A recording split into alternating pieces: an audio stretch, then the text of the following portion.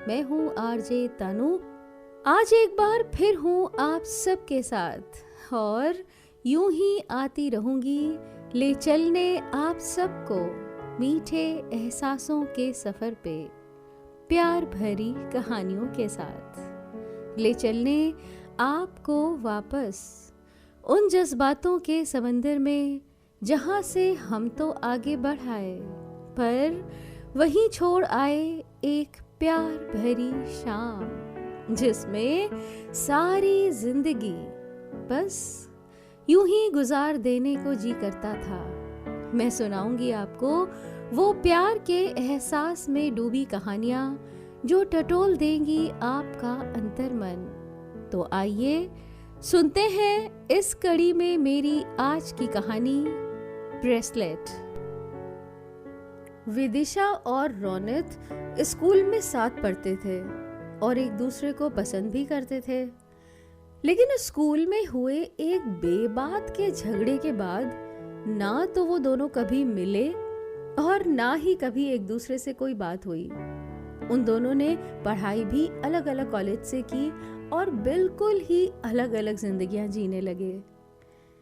एक दिन विदिशा ने न्यूज़पेपर में एक जॉब की पोस्ट देखी और अप्लाई कर दिया।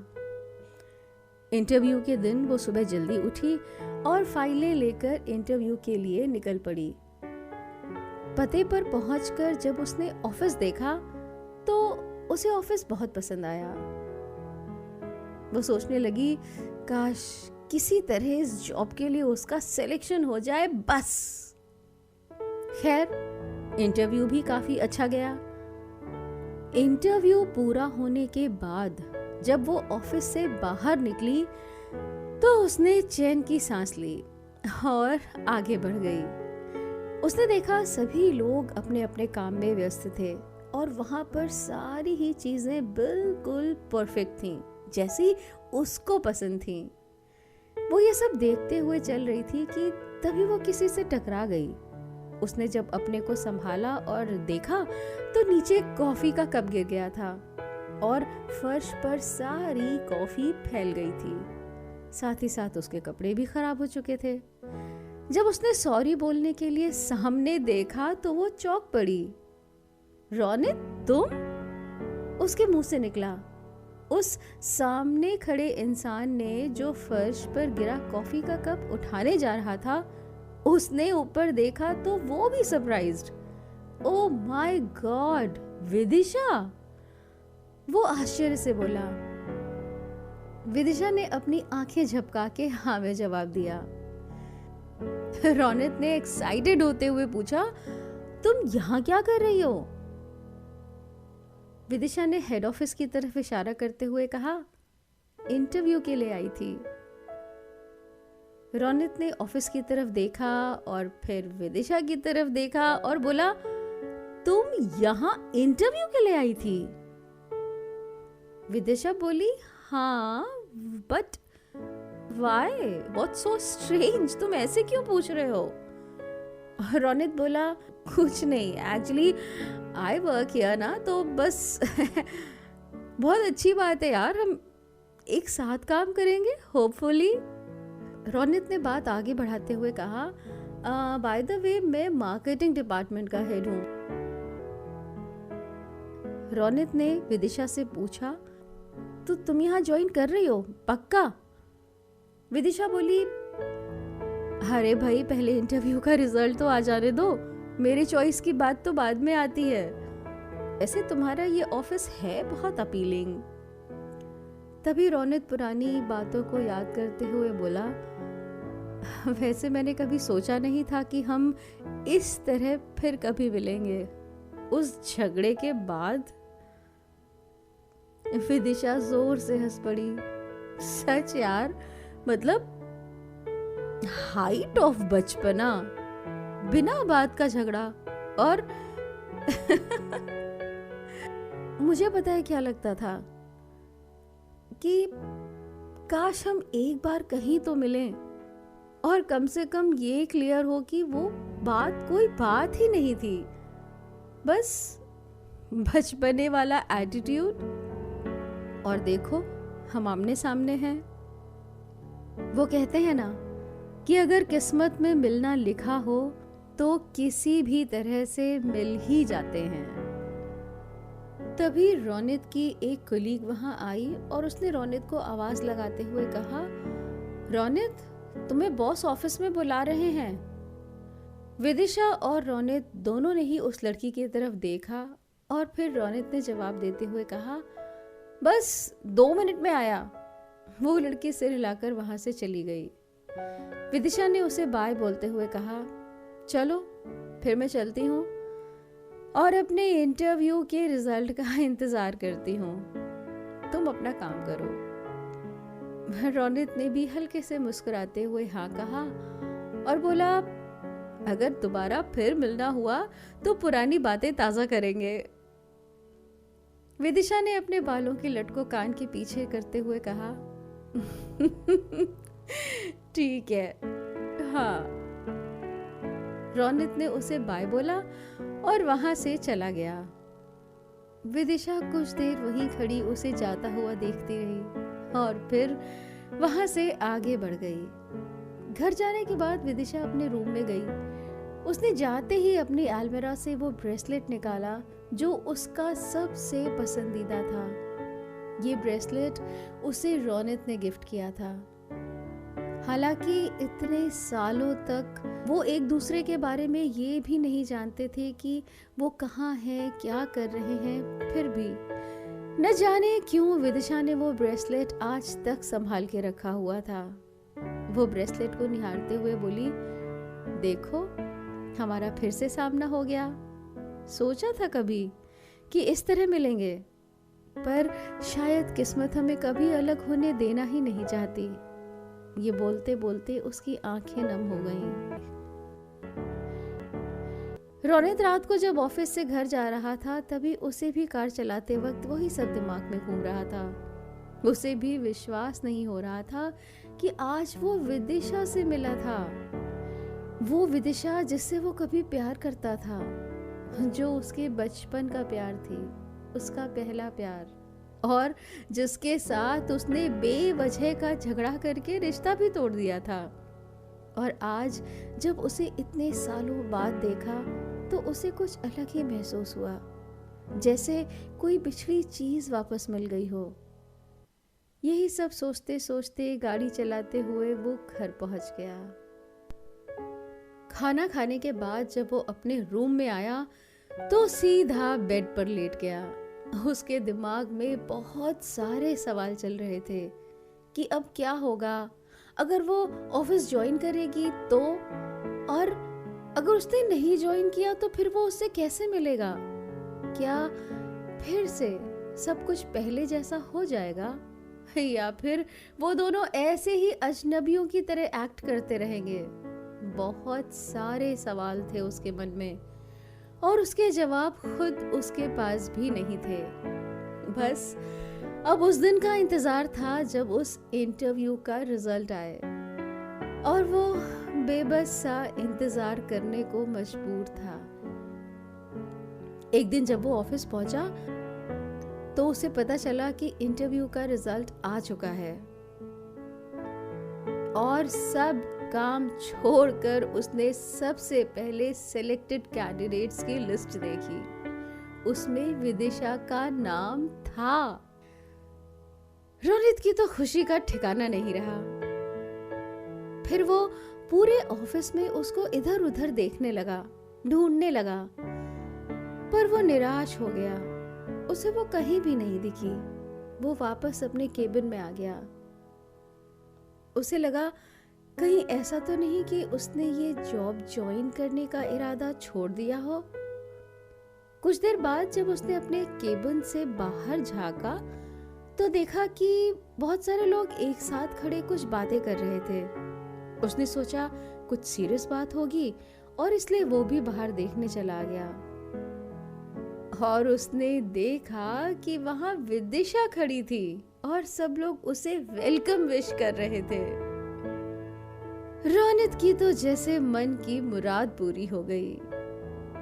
जो होगा देखा जाएगा, पता नहीं, पर फिलहाल कम से कम एक उम्मीद की किरण तो थी, एक रास्ता तो था उसके सामने। तुझे दिल में बसा के तुझे ही चाहता हूँ, तेरा ही हो जाने का ख्वाब देखता हूँ। जब जब बंद करता हूँ ये आंखें अपनी, तेरा ही चेहरा बेहिसाब देखता हूँ।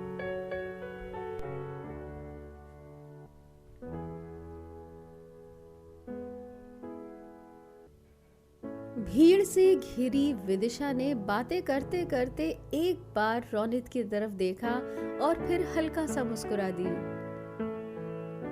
रोनित को तो मानो राहत मिल गई हो उसे यहाँ देखकर। उसने सोचा सबके जाने के बाद उससे बात करेगा, इसलिए वो वहीं चुपचाप खड़ा रहा और सबकी बातें सुनता रहा। सबके जाने के बाद विदिशा उसके पास आई और बोली, हाय। रोनित ने अपना हाथ आगे बढ़ाते हुए कहा, good luck for the next step, welcome to this office.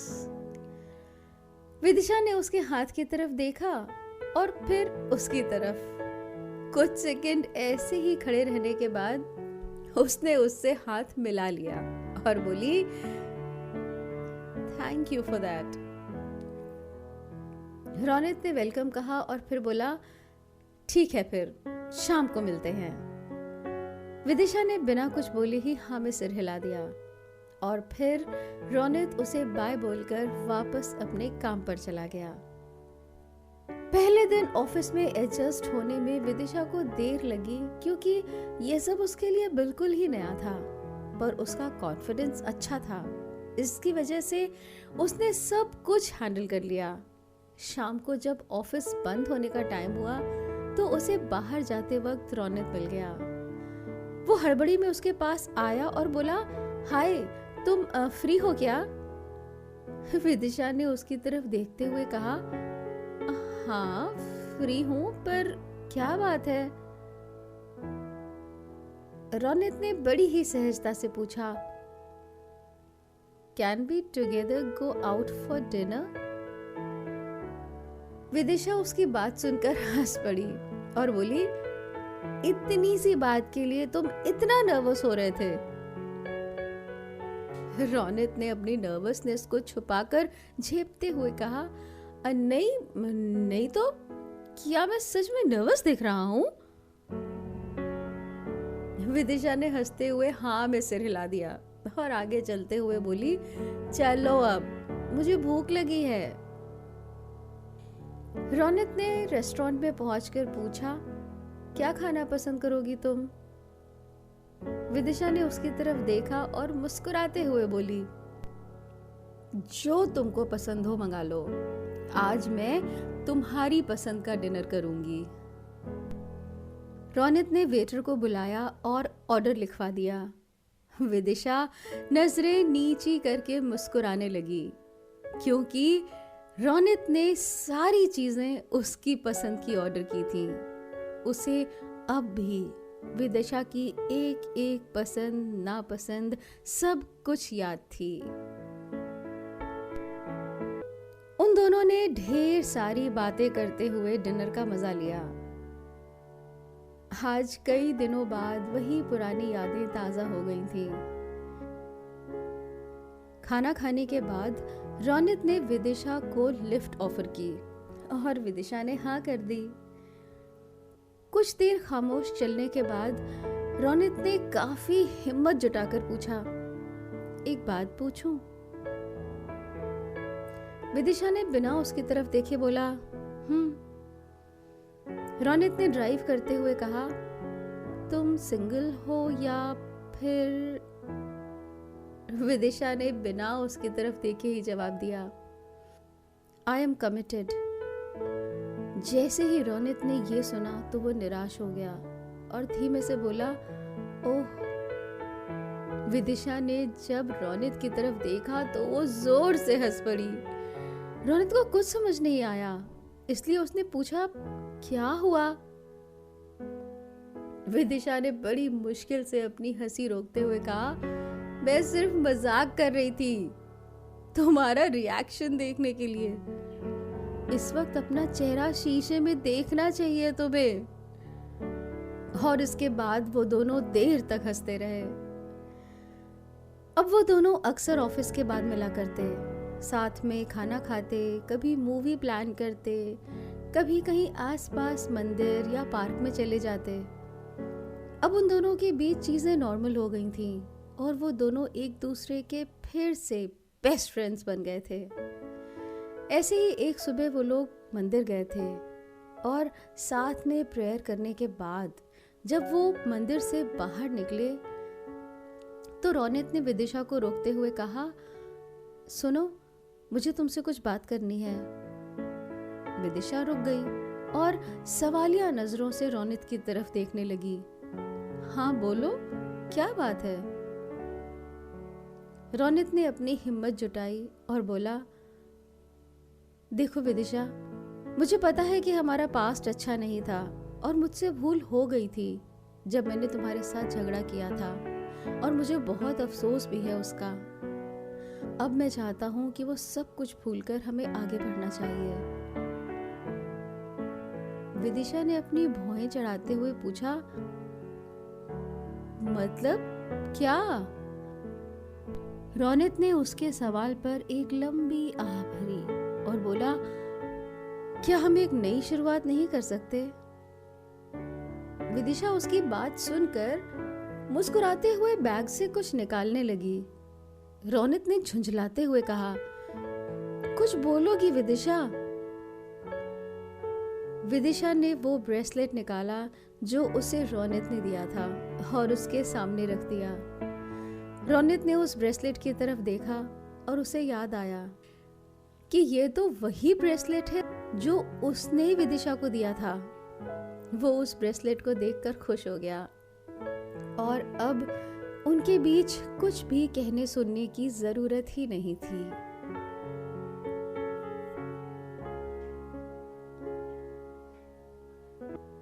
मैं हूं आरजे तनु और ये थी मेरी आज की कहानी ब्रेसलेट। ऐसी ही और प्यार भरी कहानियों को सुनते रहने के लिए लाइक और सब्सक्राइब कीजिए मेरा YouTube channel love stories by RJ Tanu.